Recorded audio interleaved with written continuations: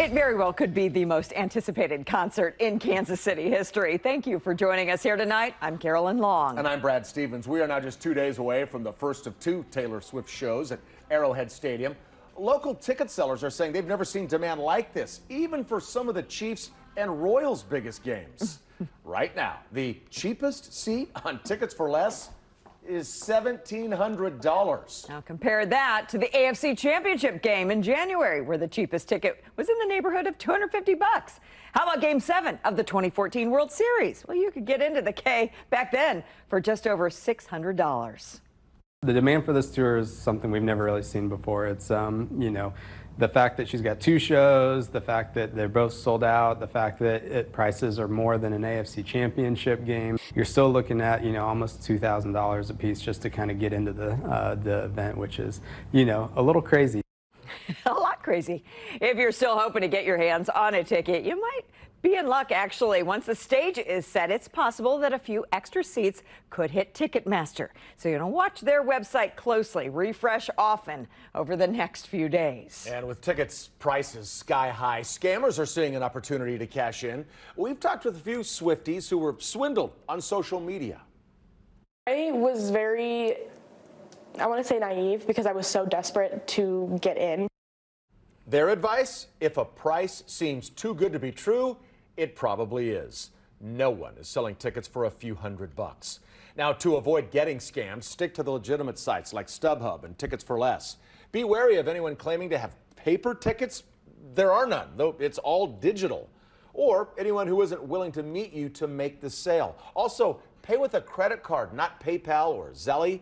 That'll help you get your money back if you do get scammed. So it's very clear by this point that Kansas City has a case of Taylor Swift fever. You're seeing her face pop up at businesses even all across the metro. Yeah, that includes a bakery that claims to be selling the singer's favorite cookie.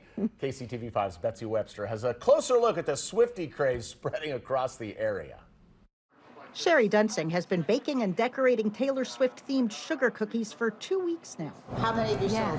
Oh gosh, I don't even know. We've done thousands so far. They're not quite as in demand as this year's Super Bowl-themed cookies, but she says they've been the second bestseller in the 13 years she and her husband have owned Best Regards Bakery and Cafe here in Overland Park. Yeah, I have one lady who's coming in. Her niece is coming from London, just in for the weekend to go see the concert. So she's surprising her at the airport with cookies. And another one is coming from Colorado, somebody else from Texas. Bradley Brooker arrived 10 minutes before closing to pick up a T-Swift cake for his 24-year-old daughter. I figured out the other day I am a Swiftie.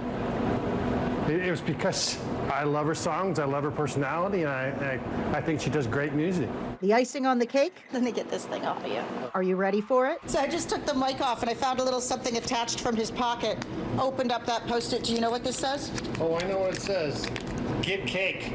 Can't forget the Taylor Swift cake. I'd be in lots of trouble. 2 days to go before showtime. This is urgent. And I did it. Yay for Dad. There's also a less obvious nod to the pop icon on display. Chai cookies, Swiftie style. Back about 2014-15, Taylor Swift released a handwritten recipe, I think on TikTok, saying this is my all-time favorite cookie. It was on Tumblr, because the baker's gonna bake, she told fans.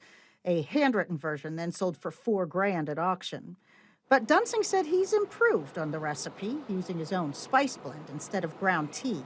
And he's seeking a review from Miss Swift herself. I'm hoping that she's going to be curious to see what changes that made that still keeps the character of a cookie but just elevates it a little bit. And will you give her the recipe if she likes it better? Oh, we can talk. We can talk. Betsy Webster, KCTV5 News. Ooh, I want to try that cookie. Now, if you're lucky enough to be actually going to the concert, the parking lot opens at 2:30. You can get into the stadium starting then at 4:30, and the show starts at 6:30. If you're dropping off or picking up, enter at gate 2. There are also a few street closures that'll happen after the show is over, and we have all of that information for you on our KCTV5 News app.